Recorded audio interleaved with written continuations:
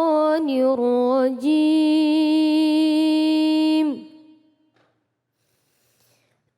بسم الله الرحمن الرحيم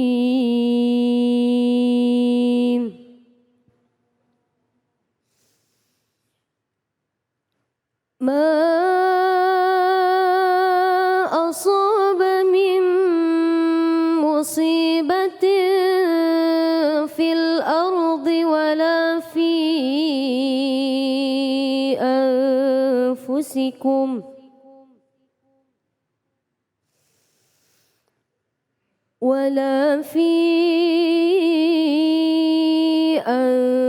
أنفسكم إلا في كتاب من قبل أن نبرأها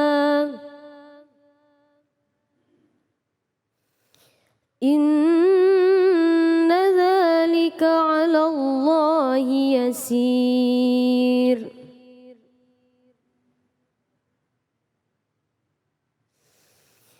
لكي لا تأسوا على ما فاتكم ولا تفرحوا بما آتاكم والله لا يحب كل مختال فخور Sadaqallahul azim. Sadaqallahul azim. Dengan menyebut nama Allah yang Maha Pengasih lagi Maha Penyayang, setiap bencana yang menimpa di bumi dan yang menimpa dirimu, semuanya telah tertulis dalam kitab Lauh Mahfudz sebelum kami mewujudkannya. Sungguh yang demikian itu mudah bagi Allah. Agar kamu tidak bersedih hati terhadap apa yang luput dari kamu, dan tidak pula terlalu gembira terhadap apa yang diberikan kepadamu. Dan Allah tidak menyukai setiap orang yang sombong dan membanggakan diri. Maha benar Allah dengan segala firman-Nya. Yang tadi kita simak bersama-sama adalah Al-Quran surah Al-Hadid ayat ke-22 dan 23 yang dibacakan dengan merdu tadi, Masya Allah. Dan di sini juga ya pemirsa di rumah ikut juga membaca surah tersebut. Saya sudah membacakan terjemahannya, tapi untuk lebih mantapnya lagi, lebih pasnya lagi, kita simak kajian tafsirnya ya, supaya kita lebih paham mengenai dua ayat ini. Untuk itu kami persilakan kepada Kiai Hasan. Fadol Kiai. Assalamualaikum warahmatullahi wabarakatuh. Assalamualaikum warahmatullahi wabarakatuh. Bismillahi walhamdulillah. Wassalatu wassalamu ala rasulillah. Sayyidina wa habibina wa syafi'ina wa qurrati a'yunina wa maulana Muhammad ibni Abdillah la hawla wa la quwata illa billah amma ba'du wa ba'da tahiyah. Kita sudah saksikan tadi video yang ditayangkan, betapa sungguh luar biasa menyayat hati, membuat jiwa kita menjadi sedih. Dan ada hal yang kadang kita ini terenyuh melihat tayangan tadi. Tetapi Allah sudah berikan jawaban terhadap apa yang terjadi di dalam hidup ini. Likulli da'in dawaun. Setiap ada musibah pasti ada obatnya. Setiap ada penyakit ada penyembuhnya. Maka kita kaji ayat di dalam surat Al-Hadid ayat ke-22, surat Al-Hadid 22 dan 23. Di sini obat untuk bagaimana kita mengkanter atau melawan daripada musibah yang membuat hati kita sedih.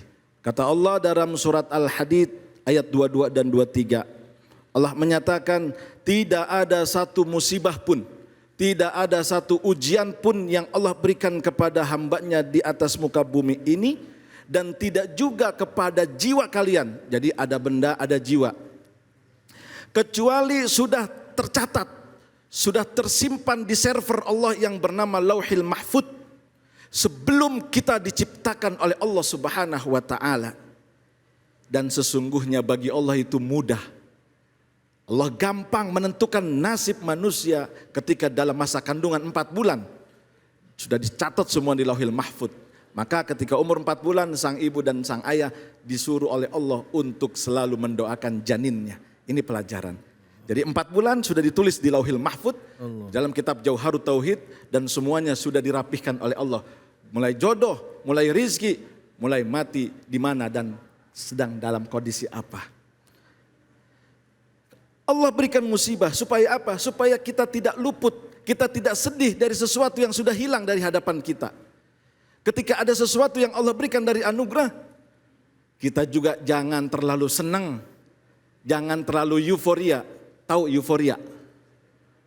You know euforia? Korea.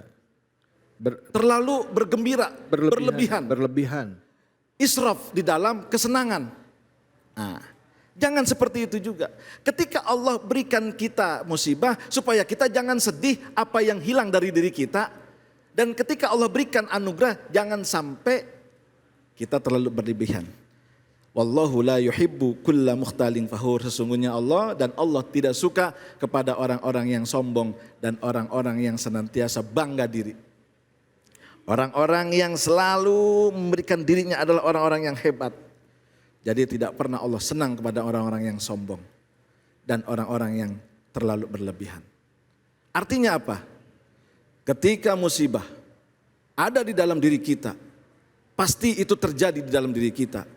Sebab Allah sudah katakan di dalam Al-Quran bahwa manusia akan diberikan ujian. Wala nabluwannakum bisyai'im minal khawfi wal ju' wa naqsim minal amwali wal anfus. Ibu berpisah dari suami, saya yakin sedih. Berpisah dari anak, saya yakin sedih.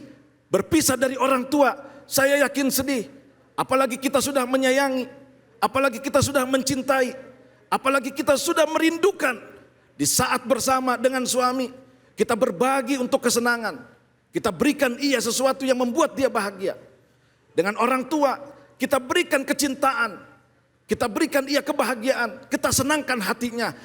Pas begitu meninggal, pasti semuanya akan merasakan sesuatu yang sangat bersedih. Akan lemah hati ini menerima itu. Ibu menyucurkan air mata. Terlebih lagi orang tua, pasangan hidup yang sudah menemani kita. Yang biasa setiap hari memberikan kita makan orang tua. Suami yang memberikan kita nafkah. Istri yang meladeni kita. Yang memberikan pelayanan kepada kita, lalu hilang, maka bagaimana ini akan terjadi? Tentu kesedihan, tentu hati kita akan gundah gulana. Tapi ingat, semua kesedihan jangan terlalu berlarut-larut sehingga kita melupakan untuk berbakti kepada orang yang sudah tiada. Dengan cara apa? Dengan cara berdoa, dengan cara meminta ampunan kepada Allah. Jangan lagi kita mengingat kesalahannya. Jangan lagi kita mengingat keburukannya. Yang kita ingat adalah Allahumma gfir lahu warhamhu wa'afihi wa'fu anhu. Allahumma gfir laha warhamha wa'afiha wa'fu anha. Doakan yang terbaik. Sedih wajar. Tetapi ada hal yang lebih istimewa yang harus kita berikan. Apa? Yaitu doa kepada yang sudah tiada. Maka siapapun kita yang diberikan kesedihan, diberikan cobaan, inna lillahi wa inna ilaihi raji'un. Kita milik Allah dan kita akan kembali kepada Allah Subhanahu wa taala. Ketika musibah, sedih boleh, yang tidak boleh adalah berlebihan dalam kesedihan. Silakan Mas David. Ya baik, alhamdulillah, terima kasih banyak Ki Hasan. Jadi apa yang udah disampaikan tadi kita udah bisa memaknai ya Bu ya, terjemahannya melalui tafsir yang tadi sudah disampaikan oleh guru kita. Saya mau tanya nih sama bapak-bapak ibu-ibu ya, kira-kira ada yang masih perlu dibahas lagi enggak? Atau ada yang mau ditanyakan lagi enggak? Siapa yang mau nanya? Silakan, boleh. Assalamualaikum warahmatullahi wabarakatuh. Assalamualaikum warahmatullahi wabarakatuh. Nama saya Ibu Nesa, saya dari Majelis Talim Al Mabrur. Gini Pak Ustadz, saya mau nanya. Kita kan harus percaya dan yakin kalau akan takdir Allah ya Pak Ustadz. Ya. Terus gimana caranya untuk meningkatkan sabar dengan cara apa yang harus saya lakukan supaya ikhlas dan mendapat ridho dari Allah. Ya Itu aja Pak Ustadz. Allah. Terima kasih Ustadz. Luar biasa pertanyaannya ya Ibu ya. Jadi gimana caranya supaya bisa sabar gitu ya Bu ya? Supaya bisa dapat ridho Allah. Allahu Akbar, silakan Kiai. Ini pertanyaan yang sungguh luar biasa berat. Karena saya hampir saja tidak bisa untuk melakukan ini. 2011 anak saya meninggal ketika dilahirkan. Bayangkan anak pertama Bu. Kalau istri pertama yang meninggal saya senang. Istighfar, astagfirullahaladzim. Allahu Akbar. Bayangkan anak pertama yang ditunggu-tunggu. Saya sedih, hampir saya stres. 3 bulan saya makan 1 hari, kadang 2 hari sekali. Karena apa? Ingin menimang. Dan guru saya mengatakan, kamu punya Tuhan, kamu punya Allah. Ketika kau bersedih ingat Allah, ketika kau bahagia ingat Allah. Jangan kau balik ketika kau bahagia tidak ingat Allah dan bersedih pun kau tidak ingat kepada Allah. Maka berdoa, baca istighfar, ya Allah, sakit rasanya ditinggal oleh orang yang saya sayang. Istighfar. Cucurkan air mata di tengah malam. Kita minta, memohon, memelas kepada Allah. Ya Allah, berikan kesabaran hati ini. Tidak ada yang bisa untuk memberikan kesabaran kecuali Allah Subhanahu wa taala. Dan ini sudah dikatakan. Yukhbiru ta'ala an qadrihi sabiq fi khalqihi qabla ayyabara al-bariyah. Sesungguhnya Allah yang menciptakan semua di alam dunia ini sebelum diciptakannya alam semesta. Sebelum ada kita, Allah telah ciptakan dan Allah telah rancang. Maka yang paling penting ketika kita ingin bersabar adalah 1, dekati Allah.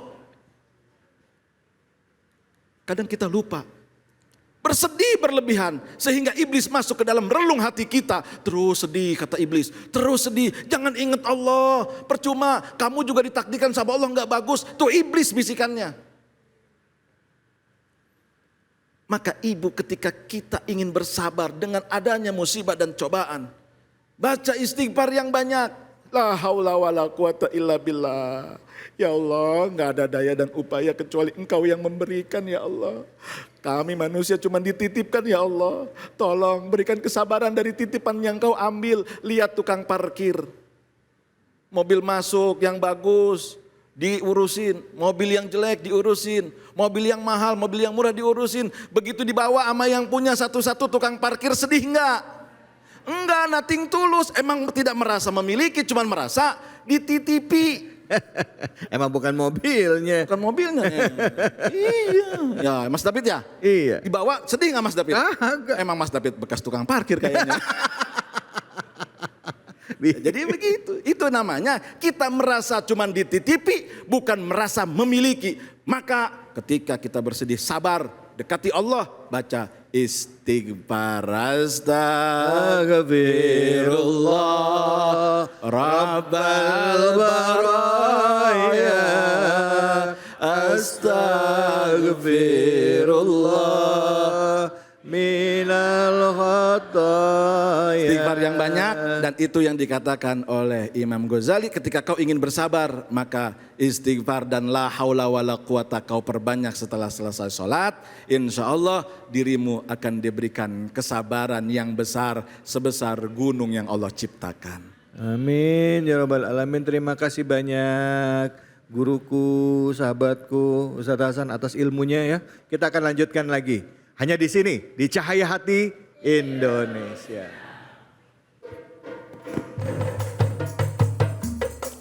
مولاي صل